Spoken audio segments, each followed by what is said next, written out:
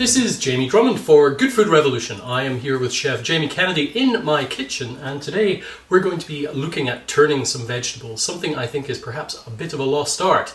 Chef, over to you. When did you first learn to turn vegetables? Well, it goes back, Jamie, I think 1974 would be the year, and the place was the Windsor Arms Hotel. And you have to remember, in those days, the classical French kitchen ruled. Yes. So my chefs, expats, Swiss, French, German, had learned in the school of Escoffier, sort of la grande cuisine française, and turning vegetables was one of the classic things to do as a garnish for many meat and fish dishes. Well, we have a couple of Wüsthof knives we're looking at today, and we have a small selection of vegetables for you to play about with, to fiddle about with. So let's get started and see what we can do here. We have some radishes, we have some turnips, we have a potato, and some carrots. Okay. Well, all of them can be turned. I've seen all of these vegetables turned, and see, the thing is that one of the the main ideas with turning vegetables, as you can see, these vegetables are all different sizes and shapes, right? So one of the main tenets I think of thought behind turning vegetables was to make them look like something they really aren't, so that we have, intervened as people, as part of imposing our culture on these vegetables by shaping them in such a way. And then also that there's a uniform size, so that when you're cooking them, they more or less cook at the same rate. Right. Okay, that makes sense. And also for the diner, that when they've got their knife and fork and they have these vegetables in front of them, there's maybe two moves to take care of the vegetables, so you're not struggling with these great masses of things that you're cutting up in different directions. It's very refined. So you make one cut or two cuts and then eat them like so. And one question I have for you, something I had, my understanding was previously that also those shapes were to allow them to be rolled in butter and sauteed in the pan much more easily, as opposed to being like falling over. Yeah, no, that would be very true as well, Jamie. So as you can see, I'm kind of, the preliminary cuts I'm doing are to get them more or less the same size. Right. See that? Yeah. That distance there and there. I'm trying to do that. And I'll do the same with the potato. Now. Now, is this something you feel is a lost art? Are culinary students still learning this? And is it something that you see applied in kitchens any longer?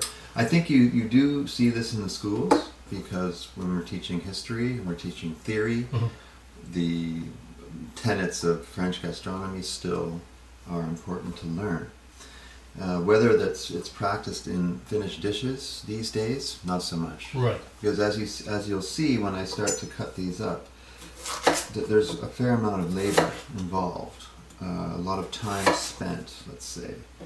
So, I mean, I've done this in my own kitchen in the last 20 years, let's say.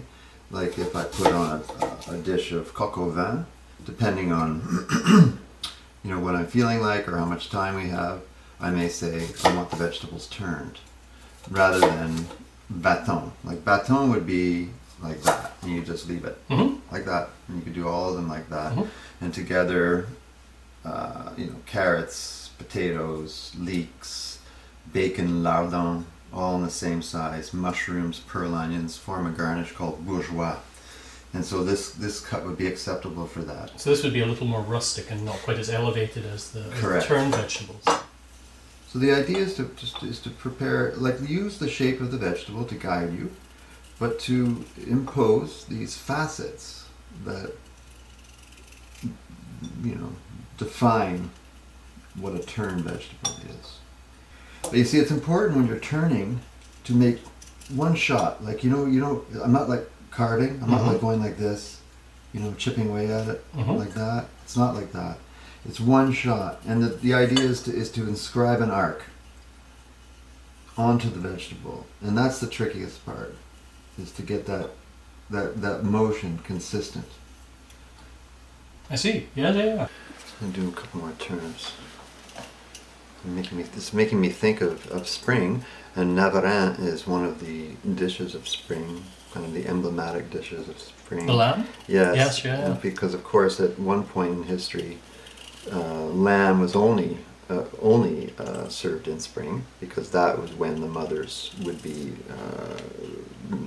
giving birth to the young lambs, and that would be happening like March, April, May kind of thing. And so this dish evolved from that, and it was always served in spring. And it was called a navarin, and the navarin garnish was turnips and potatoes and carrots. Oh, so this is the classic vegetables to go along with it. Right there.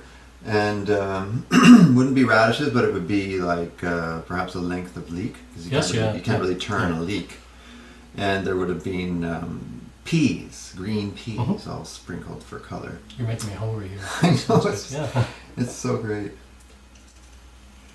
And how important is the knife when you're doing this? Could you do this with any old knife, or is this is their classic icon peeling knife? This is a turning knife. Yes. This is what I would call a turning knife, and it's, as you can see, it kind of embraces the shape of the object of this exercise. So it kind of holds the knife, helps you actually to keep the knife in that arc that I was inscribing, that arc that I was talking about earlier. It's almost like your hand, your thumb is like a compass guide. Mm-hmm. You know how when you're learning about in mathematics, sometimes you have a compass and you would inscribe an arc or make a circle. Yes, yeah. And there's that center point, and then the pencil would inscribe the actual drawing on the paper. Yes.